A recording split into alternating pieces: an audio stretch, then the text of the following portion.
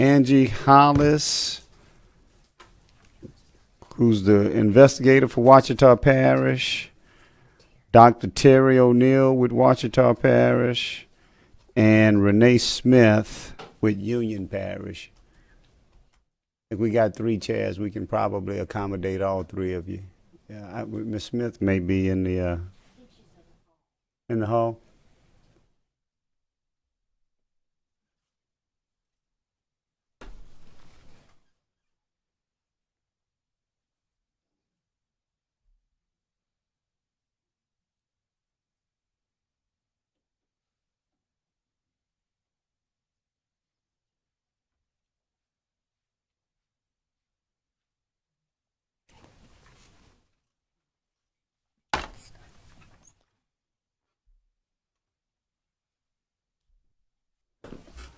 Good afternoon, ladies. I'm assuming Ms. Hollis, Correct. Dr. O'Neill, Yes, sir. and Ms. Smith. Correct. All right. Let's start with you, Ms. Hollis. I know all 3 of you are work with the coroner or the coroners. So if we would start with you, if you want to make an opening statement, you're welcome. I don't have I'm just here for the subpoena, just to answer questions. All right. How about you? Want to make it an open statement? I do not have a statement, sir. How about you? I do not either. All right. We'll start first question, Representative Marcel. Thank you. So, Ms. Hollis, you're with Wichita? Ouachita. Ouachita Parish. And what is your position there? I'm an investigator with the coroner's office. You're an investigator. And when did you first come in contact with Mr. Ronald Greene's body? I was contacted by Glenwood Regional Medical Center to come to the hospital, to the emergency room. As far as what time that night, I do not recall. Glenwood Medical Center? Yes. And so when you got there, tell me what you found. When I arrived, there were 2 troopers. I do not recall who it was. That informed me that there was... So y'all don't do reports? Normally, in a situation, we do reports. No? This is an abnormal situation? No. Okay, tell me, because, It was not in our jurisdiction. Okay. It was transferred to Union Parish. So it's not in your jurisdiction? Correct. But you were called anyway? I was called because he was at a hospital in Ouachita Parish. Got it. So when I arrived at the hospital, okay, given the circumstances, I contact our assistant chief, who informs me to turn it over to Union Parish. I contacted Union Parish and let them know the circumstances that I was told at the hospital. And what was that? What was the circumstance? That Mr. Greene was involved in a motor vehicle accident. Mm-hmm. And when he arrived at the hospital, he was deceased. So whenever I contacted Union Parish, I informed them just what I was told. I did not go on scene. Okay, so that leads me to Ms. Smith, yes, right? So it was your parish where the accident happened? The accident occurred in Union Parish. Okay, tell me, so you received a call from that coroner's office or from the hospital? Where did you receive your call from? Our office, our deputy coroner, received the call from Ms. Hollis. Okay, and were you the person that arrived on the scene? No, ma'am. You were not? No, ma'am. I was not the coroner at the time. Oh, you are the coroner. I am the coroner now. Okay, so you have records of what happened. Have you had an opportunity to look at those records? Yes, I believe I've furnished a copy of the coroner report to your committee. Okay, so you would not have any knowledge of who was there when they got there because you weren't there? No, ma'am. Right? And what did y'all determine the cause of death to be? I did not determine the cause of death. You didn't? No, ma'am. Okay, who did? I was not at the scene, nor was I handling the case. Okay, so the coroner before you did it, That's right? Correct. Yep, okay. So what did they determine the cause of death to be? All I have and was able to find in the file was a copy of the initial report done by the deputy coroner and a copy of the autopsy report. And what did that autopsy report say the cause of death was?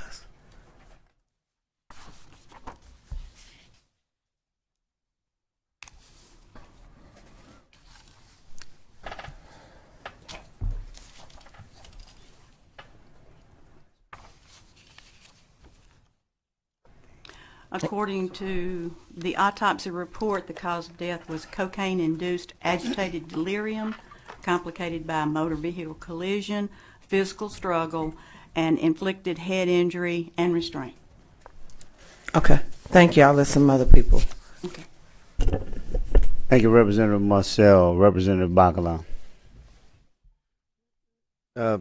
Coroner Smith, I know you inherited this case, so you're trying to fill in. There's been a couple references to the coroner who's no longer there, but also to a deputy coroner. Can you tell me who the deputy coroner was who prepared that report, or who received a call from Miss Hollis, and then who later, I guess it's the same deputy coroner who prepared that report? The deputy coroner was Teresa Spells. She is an LPN. Okay, and is she currently employed by Union Parish Coroner's Office? Yes, sir. She's still employed there. All right. I guess she just wasn't asked to be here today? No, sir. Is she here today? No, sir. Okay. Where was the autopsy conducted and by whom? Dr. Peretti in Little Rock, Arkansas. All right, and he's a certified pathologist, I He's a suppose? forensic pathologist, yes. Okay, and obviously for a pathologist to draw certain conclusions, it's based on, it's important that they have information, accurate information about, was it a car wreck or did somebody jump off of a building? Obviously they rely on some information. Are you familiar with the information that was provided to the pathologist in order for him to make an intelligent determination about cause of death? No, sir, I do not know that information. Well, I'm asking, would somebody normally, I guess, would have provided him with basic information? I would assume, yes. And do you know what information was provided to him? No, sir. You think Ms. Spells could provide that information to the committee if she was here? I don't think she recalled. Okay. I'm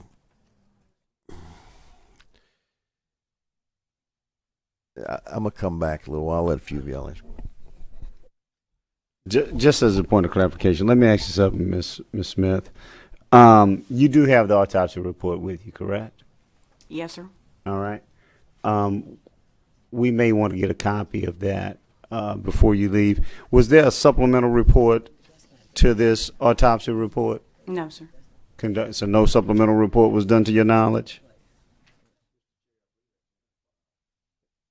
No, not that. No, that's not what we're talking about. That's another report. All right.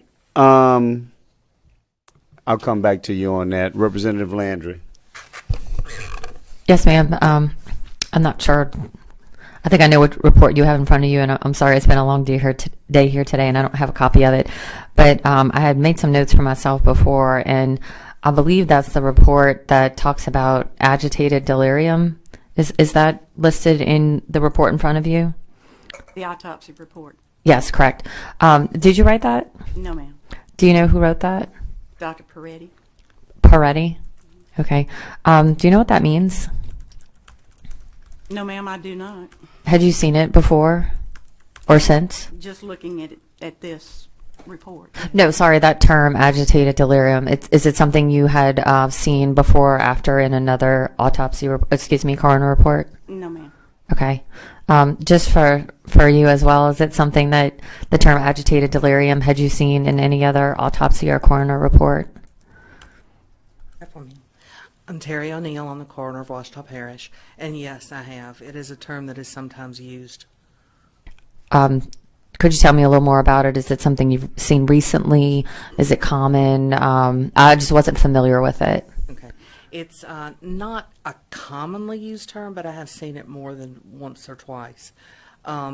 Situation that occurs when an individual is affected by a medication, drug, a substance that produces an extreme agitated condition, which would affect patients' vital signs and also mental status.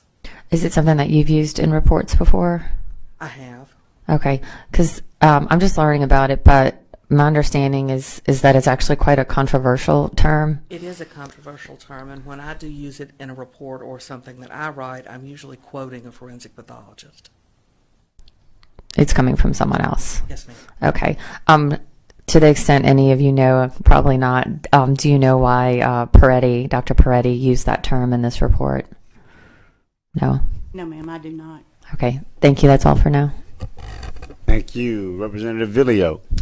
Thank you, Mr. Vice Chair. Ms. Smith, correct? Yes. As I appreciate it, Mr. Greene's body was transported from the morgue to Little Rock, Arkansas. Is that your understanding from the reports you've seen? That's my understanding. Were you employed at the coroner's office at the time of this incident and autopsy? No, ma'am. Does the coroner's office, to your knowledge, typically use an out-of-state pathologist for its autopsies? Yes, ma'am. He is, my understanding, been the forensic pathologist for many years. And he does, and all of the autopsies he performs, Dr. Peretti, he performs them in Little Rock, to your Yes, ma'am. understanding? Thank you. No further questions. Thank you. Back to Representative Bacala, I think it is. Thank you, Mr. Chair. I'm going to circle back. Ms. Hollis, if you would, you sort of answered this, but just getting some clarity. I know you transferred all this to the Union Parish Coroner, but it was kind of important, I think. What were you told when you went to the hospital? So you were at the hospital, after being called there because someone had died. When you arrived, were law enforcement officers still at the hospital? Yes. And you don't know who they were? There were two there. I think one was Trooper Hollingsworth, but I couldn't tell you who the other was. I Okay. know faces. I don't know. Were they both troopers? Yes, Okay, so it was troopers and not deputies. correct. And as you, at some point, I'm sure someone, either you asked or they offered, there had to be some conversation about what happened. Is that assumption correct? Correct. Can you just give me what that conversation entailed as it was explained to you what had taken place? All that I was told was that there was a chase that ensued in Ouachita Parish. They ended in Union Parish when the vehicle crashed. Have you at any point since then seen the videos of the incident, what happened there? You mean the aftermath? Yes. Would you say that their description of the incident, what took place, did they include anything that remotely resembled what you saw in the videos of the aftermath of the crash? I'm sorry, I'm not understanding. Well, I think if we watch the videos, we see that, and I will use the term that was used in a text message, there was a violent encounter. Would you agree that there was? After seeing the video? Yes. Yes, sir, I'd have to agree. Well, I'm not trying to put words in your mouth, but question is, was there any mention of a struggle that would remotely resemble what you saw in that video as they explained to you what happened? Well, no, sir, we did not get into that. It was. But they did tell you when y'all were discussing what happened, you said they told me there was a chase and there was a car crash, but there was no mention of violent struggle I'm asking if you recall that. No, sir. Okay. No, sir. All right. So that was not ever. Did you have an opportunity? Did you view the body or not? I only viewed the body as far as I saw his face, and then after I spoke with Union Parish, I processed him, and he was placed in a bag, and then they provided transport. And I'm assuming that since you made the determination that it should go back to Union Parish that there was a determination somewhere that he had actually died in Union Parish. My assumption is if he had lived, if he had been alive in the ambulance ride to the hospital and subsequently passed away in Ouachita Parish, you would have had jurisdiction. Well, not because the crash happened in Union Parish. I'm saying, but if he had gone to the hospital and lived for 3 days and passed away, then you probably would have had some jurisdiction. Well, we would have contacted Union Parish because the crash would have happened in Union Parish. Okay. All right. Thank you. No more questions for now. Thank you, Representative Bacala. All right, just see if I can get you off there. All right. Let me ask you, Ms. Smith, are you familiar with Jennifer Forsyth? I don't believe. All right. How about you, Doctor? Are you familiar with Jennifer Name Forsyth? is familiar, sir. All right. I know you just spoke of Dr. Peretti doing the autopsy, but could you be mistaken? Could it have been Ms. Forsyth that actually did the autopsy? Are you asking me that question, sir? Whoever can answer it. I don't know. There's 2 signatures on the report. All right. Because it's my understanding that Ms. Forsyth is the one that actually did the autopsy on Mr. Greene. Okay. But I do have a question for Dr. O'Neill, and I know you talked about this agitated delirium. To the best of your knowledge, what are the characteristics of agitated delirium? Well, generally speaking, some of them would include rapid heart rate, diaphoresis or sweating, muscle tension, combativeness in many cases, altered mental status, altered awareness of what's going on. All right. Did you see some of the same questions that Representative Bacala asked? Did you see the video of an aftermath of Mr. Greene? I have not, sir. All right. I know you saw it, right? Are you familiar with agitated delirium at all? No, sir. All right. How about you, Ms. Smith? No, sir, I did not. All right. Yeah. I'm glad you spoke of combativeness. And being one of the characteristics, because I think anybody who saw that, I don't know if they would necessarily say that he was combative. But with that being said, Representative Villio. Oh, I'm sorry. I didn't have any further questions. All right. Representative Marcel. Thank you. You said something that kind of caught my ears, Miss Hollis. Mm-hmm. You said, I prepared the body and then I gave it to Union Parish. Well, when I say prepare, he's placed in a bag. He's placed in a bag. He's placed in a bag, and the bag is tied and sealed. Okay, let me ask you something, because I've seen it. I just watch TV. I've not seen it in person, and I don't want to. But they put it like a toe tag or something. Is that a part of the process? Would you have done that part before you transferred it to Union Parish? That's part of placing The bag, right? So you did do that part. Correct. Okay. It might have been a wristband. I don't Wristband, recall. right. I know they do something to tag the body and make sure that they say that this is Ronald Greene, right? Right. And then you put it in a bag and then you gave it to them. Correct. Where's your report for that? Don't y'all write reports of every patient that every patient that you come in contact with? Would you not have written a report of that, regardless of whether you was going to transfer it or not? Typically, I do write reports, but I don't recall if I wrote one or not. So There's not one located. But so if they're out of parish or if they're not our jurisdiction, there are cases that reports are not written. You think that's a good practice? Probably not. Pardon me? I don't know. Probably, maybe not. Maybe not. And you said typically. Typically. So what was not so typical about this No, situation? typically I do write reports. No. I got I it. do not recall that I did or did not write one. It's been 3 years ago. I've had a lot of cases since then. You don't recall. I do not recall. Okay. But what is your policy on when you deal with a body? Is there a standard or policy that you typically follow? Is there one? What do you mean as far as? In your office, if you contact a body for any reason, whether it's a crash or gunshot or whatever, if you come in contact with that body, what is the policy of your office? Is it to write a report, regardless of whether you're getting ready to send it to somebody? What is your normal? I know y'all got policies, right? What's the policy and procedure? What's normal? A report is normal. A report is written. Okay. If we keep the body, if we are, whether we're releasing, whether we take or we're taking for autopsy, a report is written.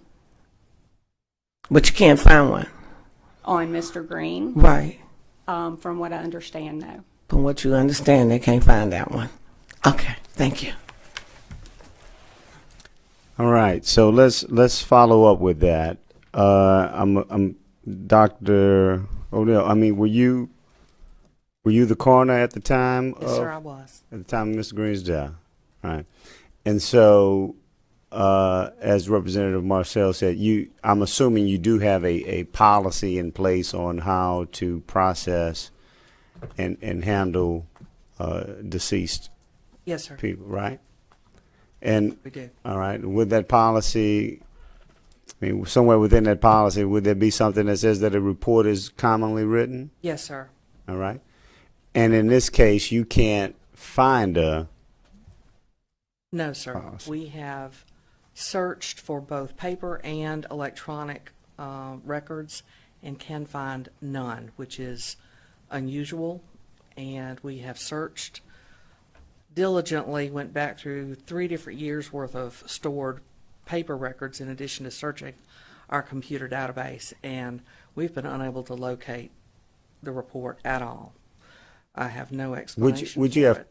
put his name in the database? Oh, let me ask you this: would it have been a common practice for you to put his name within somewhere in your database? Yes, sir. Ordinarily, the investigators complete a report on their laptops and then send it into our system.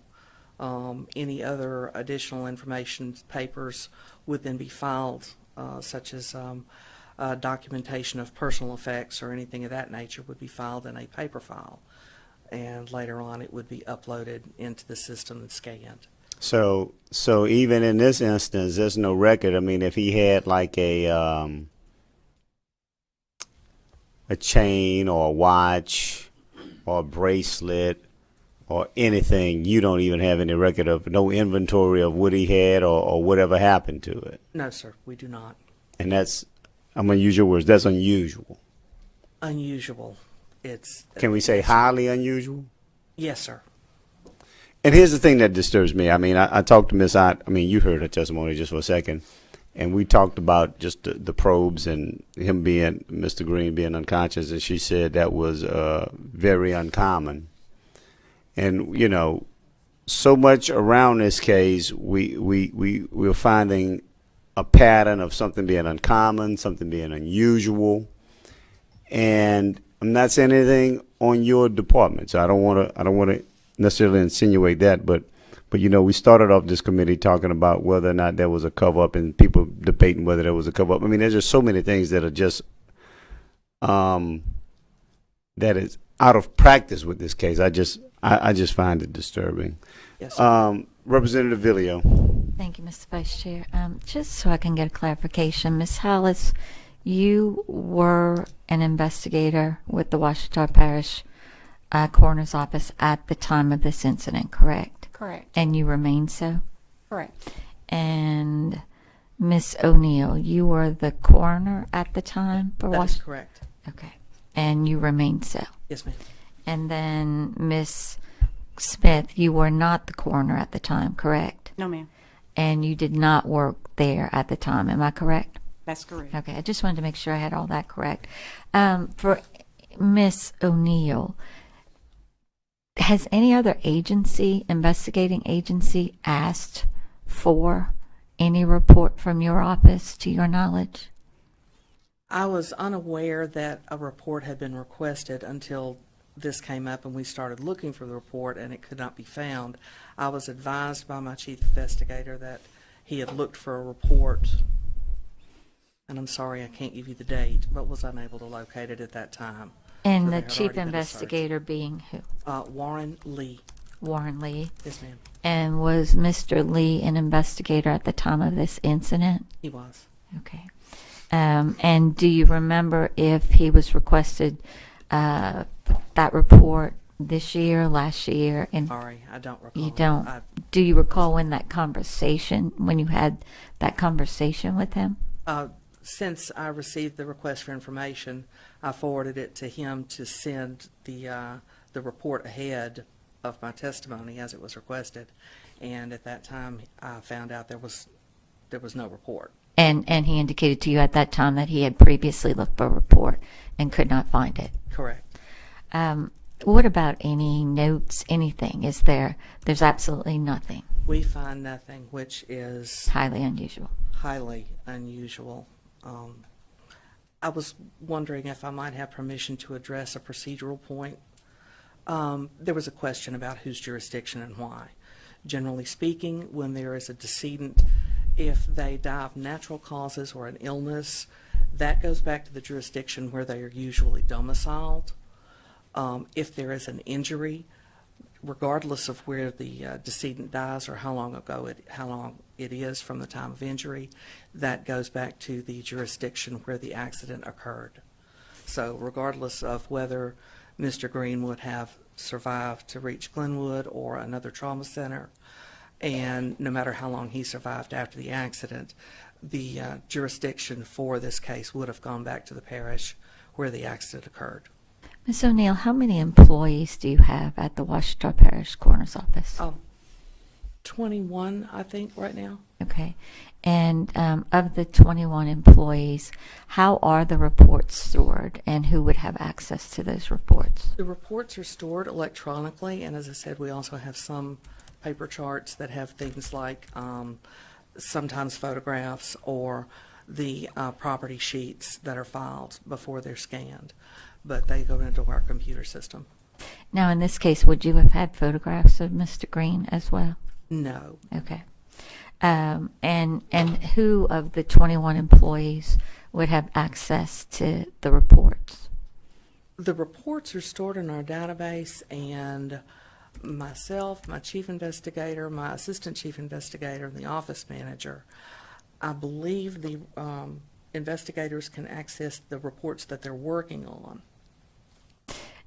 Is there any type of audit trail, or has one been done to see whether there was a report and then it was deleted, or that there was no report whatsoever? We have not had the opportunity to do that yet, but I feel that's appropriate. And is someone employed with the coroner's office who can do that, or is that have you requested anybody to do that? I will request someone outside our organization to do that. Would appreciate that. Thank you. All right. Representative Landry. Sorry not to belabor this point. Again, it's been a long day. But back to the report from the Arkansas pathologist. And is this someone or a procedure that happens somewhat regularly when you deal with a pathologist or someone in Arkansas? Both of you. Okay. Yes, we've used Dr. Peretti for more than a decade now from Ouachita Parish, and several of the other surrounding jurisdictions began to send their cases there as well. There were a number of reasons that we elected to use him. At the time, the forensic pathologist that was closest to us was in Bossier City. He was very, very busy, and we waited a long time for results. We had the opportunity to work with Dr. Peretti, and he's done very well for us. Dr. Forsyth is one of his colleagues and does some of the autopsies there as well. Okay. And I'm sorry if you answer this in some way, but you know, when they get involved here, do they call you, either of you, with questions? Like, how is the interaction, or what is the interaction with the Arkansas pathologist and your offices? Generally speaking, we get preliminary information back if there's anything unusual. while the driver is bringing the decedent back to our jurisdiction, we sometimes get phone calls directly from Dr. Peretti. At other times, we will have an autopsy report within a few days. If he has any questions, he calls and asks. Generally, he will call the investigator direct if he knows which one it was. Otherwise, he'll call the chief investigator and have them track it down and get whatever information he needs. Is that similar for you? I've only had personal contact with Dr. Peretti on possibly 2 or 3 cases since I've taken over, as coroner. Rarely does he call. He relies on a copy of the initial report that is public record to look at, or verbal speaking with whoever the investigator is. So his final report, he already has something from you, an initial or a temporary, or is there a specific term for your initial report? It's just the initial report. Yeah. And that comes not from you, but from one of your investigators? Whoever worked the case, yes. And you as well? Yes, ma'am. Okay. All right, thank you. Thank you, Representative Landry. Quick question, and I'm just following up. I know Representative Video said that both of you were employed in your current positions at the time of Mr. Greene's death, correct? Yes, sir. And he said you weren't, right? That's correct. All right. So who was the coroner at the time of Mr. Greene's death, if you know? Ms. Abby Moon. Abby Moon. And where's Ms. Moon now? I'm not allowed to speak that due to HIPAA rules. Okay. No problem. Okay. No problem. Thank you. Representative Hughes. Thank you, Mr. Chairman, and apologies, I don't have the autopsy report in front of me. The term that was used, did I hear excited delirium, or was that the term used earlier? Agitated. Agitated delirium. What's the difference between agitated delirium and postural asphyxiation? I have no idea. I'm not a physician. Okay. You might want to direct that. Any one of you that can answer the question. Postural asphyxiation is a physical condition that occurs when an individual is placed in a position and can't adequately maintain their airway or exchange air appropriately. Can also, to some extent, be a constricting situation where blood supply can be impaired to the brain. It is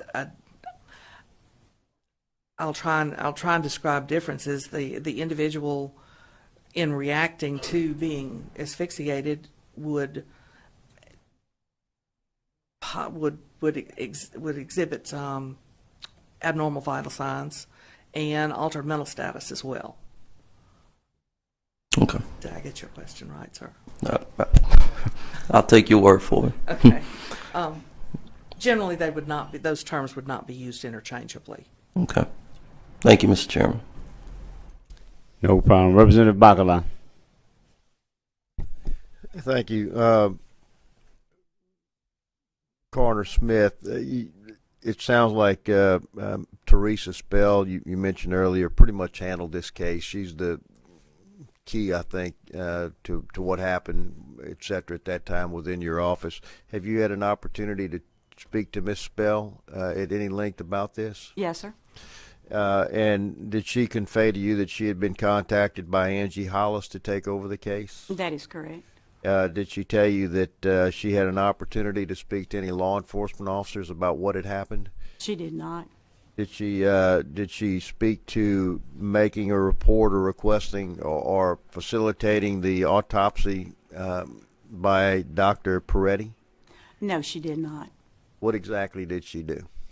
I believe she did contact her supervisor at the time, the coroner, Abby Moon, and spoke with her about it. So we think that Abby Moon, I guess that was the previous coroner, you think Abby Moon handled all the details about? I can only assume, sir. I'm not aware. You mentioned an initial report, or initial report was mentioned as being something that would have been provided to Mr. Peretti. Do you have a copy of that initial report, the exact information that was provided to Mr. Peretti? Yes, sir, I've supplied that to the committee.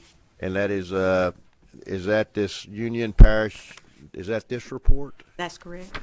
So this is the entirety of the information that was provided to Dr. Peretti on which he based his autopsy? I can only assume that's the entirety. All right, and it references received a call from Angie. I'm supposing that is Angie Hollis, Miss Hollis. Received a call from Angie with OPCO to report a death of a Ouachita Parish resident. Death occurred after being involved in a motor vehicle crash in Crossroads and being transported to the hospital, I guess. Pafford ambulance was in transit with decedent when he went into cardiac arrest and life-saving measures, yada yada, pronounced dead by the ER physician. We think this is what was provided to Dr. Peretti. I could not be for sure about that, sir. I would not say that definitely that's what was provided. I can only assume that. Information on there is exactly what she recalled of the incident and contacted Ms. Moon in reference to it and was advised to, yes, get an autopsy done. It references transported by Raymond. That's correct. To or from morgue to Little Rock. Okay, so this references this transportation of Ronald Greene for an autopsy to be performed. That's correct. Would you agree that?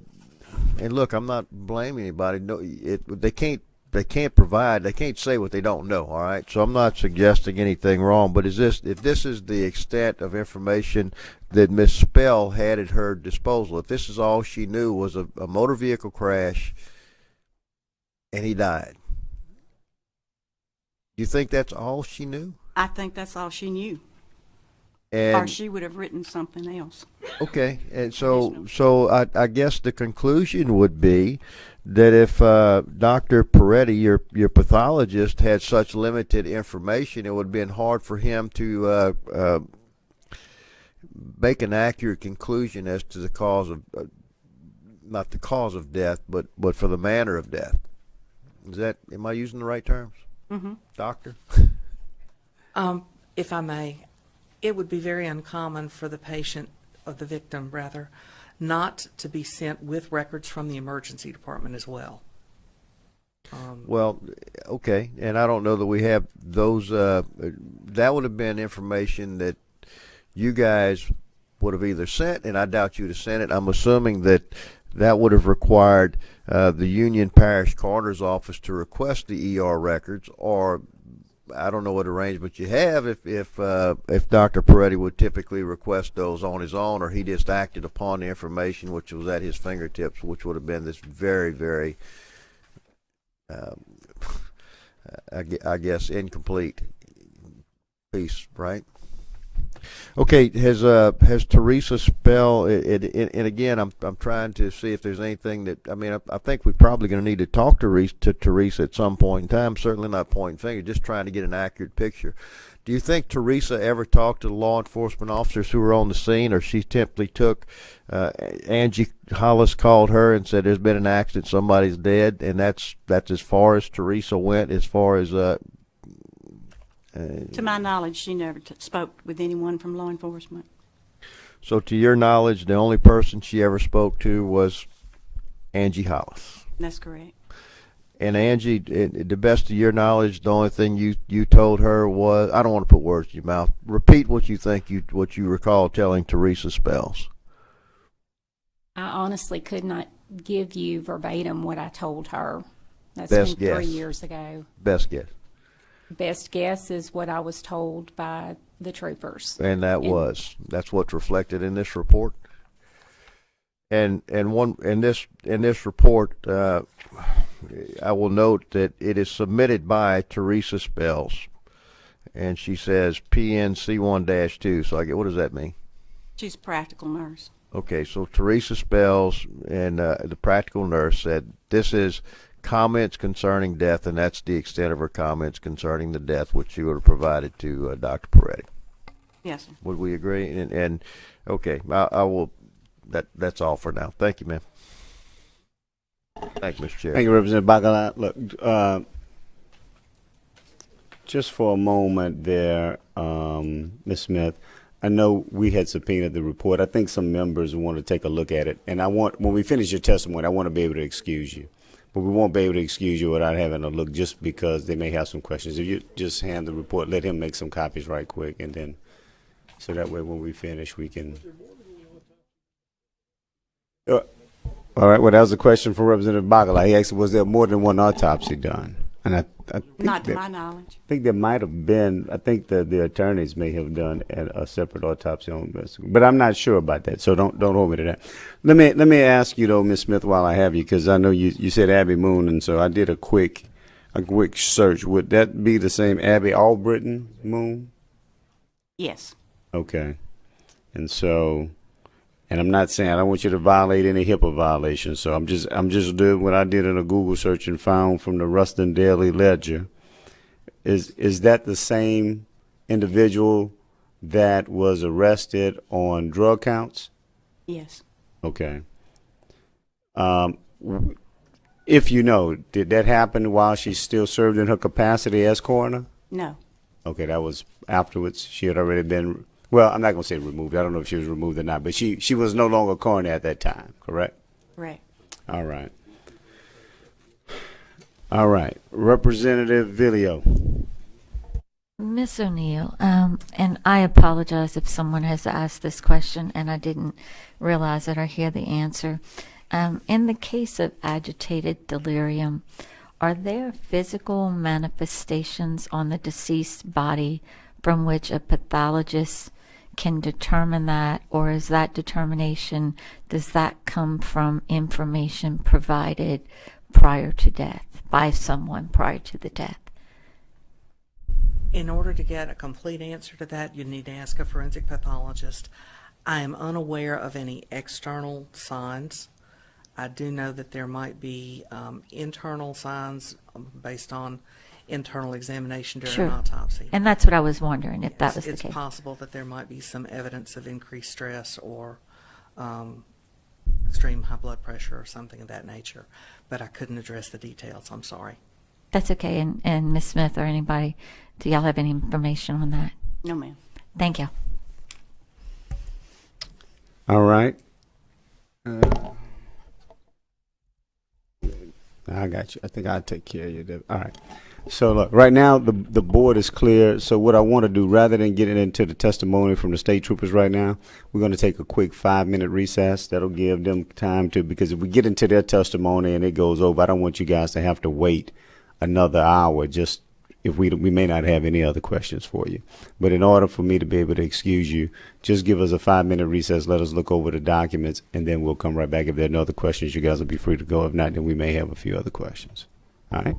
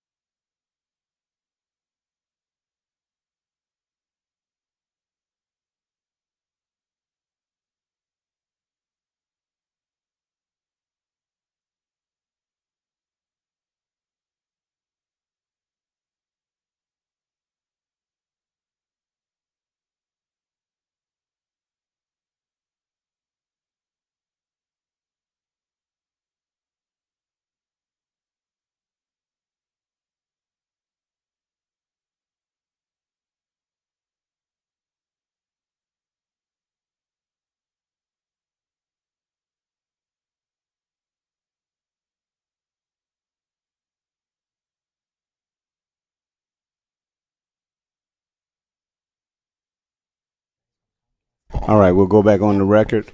I think we have a few more questions for you based on this. Representative Villio. Thank you, Mr. Vice Chair. Coroner Smith. Hold on 1 second. I hit the wrong one. Mandy, did you have your light on first? She can go first. All right.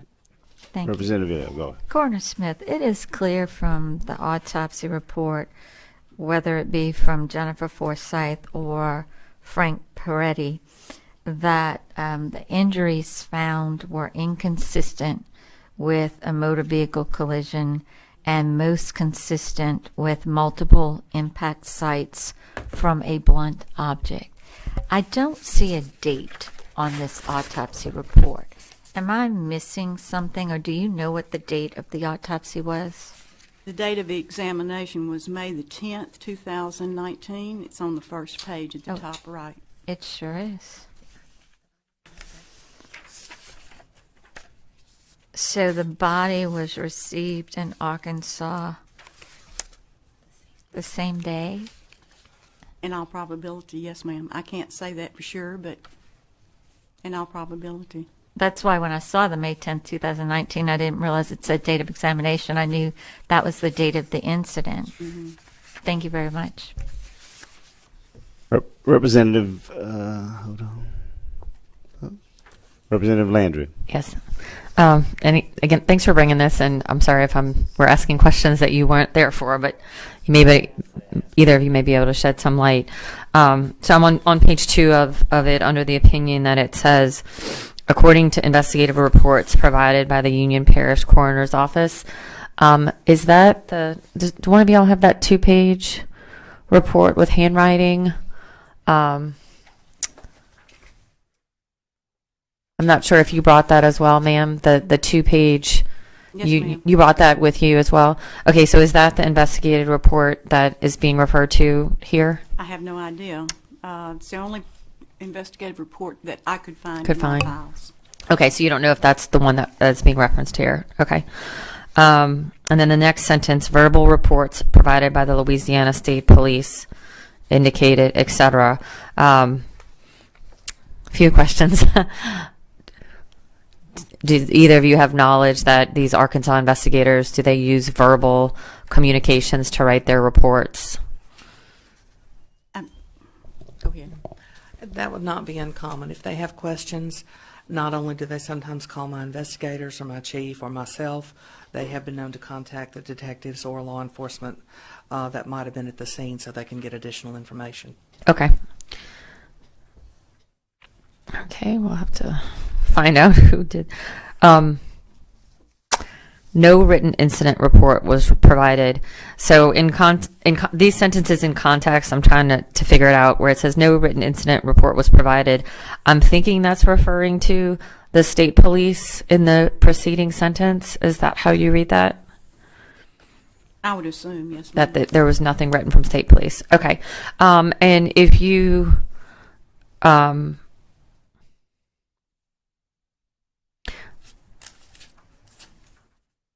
is it also normal or abnormal to, if you know, for them not to receive emergency services medical records?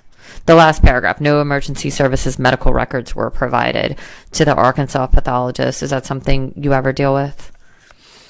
It's not uncommon for the EMS reports not to be completed before they leave the hospital because they're responding, trying to get back to their jurisdiction or going to another call. So sometimes those are available later, and they are provided to the forensic pathologist if they request it. Okay. And Rep. Video commented that this report, it was actually dated the same day as the incident, so it seems there was less than a 24-hour turnaround. Is that amount of turnaround time common? Yes. It is. Okay. I think that's all. Thank you. Thank you, Representative Landry. Representative Hughes. Thank you, Mr. Chairman. I'm looking at the autopsy report that was just passed out to the committee dated May 10th, 2019, but I just wanted to put this on the record, and I'm happy to submit this article for the record. But I'm looking at an article from National Public Radio that's dated November 2nd, 2021. And it seems as though a subsequent autopsy was ordered by the FBI. I don't know how we get a copy of that autopsy. But I asked earlier about this term, agitated delirium. And one thing that this article clearly notes is that in the new autopsy, agitated delirium was removed from cause of death. I don't know how we get our hands on that new autopsy or the supplemental autopsy. We'll make a request. But if we can make every effort to try to get our hands on that, I think that would be extremely helpful. I still have my, I asked about this agitated delirium versus asphyxiation earlier, and I'm no medical professional, but I have some questions in my head. Thank you. No problem. Thank you, Representative Hughes. Representative Bacala. Covered. Covered it. Representative Marcel. I'm sorry, I may have missed it because I was out when you guys started talking, but the no written incident report was provided despite request. Is that normal for a pathologist to request a written report and not receive it? That's normal. It's normal for him to request it. But it's specific. I've never really seen this in a report because it says despite request. It's like he wanted to bring attention to it. Would you agree? Because normally, I mean, if it was just a no incident report was provided, he just stopped, right? But when he says despite request, and this S on request, so that means it was multiple requests in my head, right? Is that normal practice? I'm going to ask you because how long have you been the coroner, ma'am? 2 years. 2 years. I'm going to ask you, how long have you been a coroner? 23 years. 23 years. Okay. Well, I know you're a doctor, not disparaging anything about you. Can you help me with this, please? It is not uncommon for the forensic pathologist to request information from a variety of agencies. Generally speaking, they get it. But we specifically talking about an incident report, not just some general information that they wanted to know. He was specific about what he was requesting, a written incident report, which is probably normal for this type of report. Would you agree? I would suspect so, but that's not my agency, so I can't exactly address their policy. I'm not talking about their policy. Okay. Under normal circumstances, if would you agree that would you have done a written incident report and sent it to the pathologist? Yes, ma'am. Okay, that's what I'm saying. That would have been a normal procedure. And then it says no emergency services medical records were provided. So there's multiple things that weren't provided. As I just mentioned a minute ago, the EMS report frequently is not ready at the time because EMS has to move on and take care of other emergencies. And in many instances, their records are not available until a later day. Okay, and having said that, would not there be a supplemental report once you receive that? Wouldn't you attach that? Have you ever seen that? I have seen supplemental reports. Right. Once you get the information that you need to make the further determination or to kind of clear up your report, wouldn't you say that if they later received it, do you know, and I know this is not your parish, do you know whether or not a supplemental report was done, ma'am? Ma'am, what you have is all I found. That's all you found? I keep hearing that. That's all I found. There was no record. Let me explain. Okay, explain. Thank you. Our records are not automated. No. Any reports coming in later may have been misfiled. They may have been placed in another file, not dated at the same May have been time. removed. Could have, right? Not likely. Not likely? No, ma'am. Really? Not removed. Well, why would you say that? That could have been one of the things that could have happened. Is that impossible? No, not impossible. Okay, then that could have been one of them. Thank you. All right. Thank you, Representative Marcel. So I guess this would be for Dr. O'Neill. Dr. O'Neill, I'm assuming you're familiar with revised statute 1357-16. I don't know which one that is, sir. I'm That's sorry. all right. You know what? And I apologize because sometimes when we go by numbers, people even ask us for house bills here, and I don't even know them all by number. So I don't know the statute either. So no, I'm going to get there. So look, listening to all this testimony, you would agree that that Ronald Greene died under some suspicious circumstances, correct? Yes, sir. All right. So I'm trying to find out whether it was Miss Moon's office, because I'm not going to put that on you, Miss Smith, or your office that ordered the cremation of Mr. Greene's body. Who would have been responsible for that? That would have been Miss Moon. That would be Miss Moon. So let me just go ahead and read it for the sake of the membership here. And it talks about cremation of bodies. It says if the cremation of a body is requested, the funeral director shall immediately notify the coroner who has jurisdiction in the death. That's part A. Part B says, if after necessary investigation the coroner is satisfied that there are no suspicious circumstances surrounding the death, he shall issue, or in this case she shall issue a permit for cremation. C says if the investigation reveals suspicious circumstances or a reasonable probability of a commission of a crime, the coroner shall deny the permit, and after completion of the coroner's investigation, he may issue a permit for for cremation.